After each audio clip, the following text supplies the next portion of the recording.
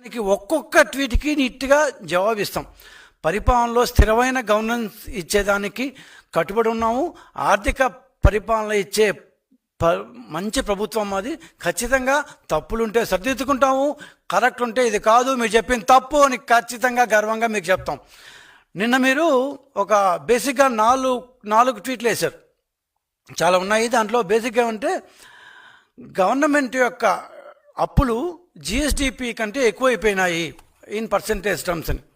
మీకు ఎవరు ఇచ్చారో ఆ పాత సోమయాజుల కొడుకు ఇంకా ఉన్నారో, లాస్ట్ టైం ఏదో మీరు ఆయన స్పెషల్ సెక్రటరీ ఫైనాన్స్ అంటూ పెట్టుకో ఉన్నారు, ఆయనే మాట్లాడుతుంటారు, మీకు ఆపోజిట్గా కూర్చొని నీ కాగితాలు అందిస్తూ ఉంటారు. ఆయనే ఇచ్చారో తెలియదు. కానీ అదేవిధంగా జిఎస్డిపి పర్సంటేజ్ రెవెన్యూ డెఫిసిట్ ప్రకారం ఎక్కువైంది.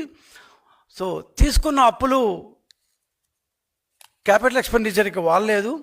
అదేవిధంగా ఫిజికల్ డెఫిసిట్ జిఎస్డిపిలో ఎక్కువైంది.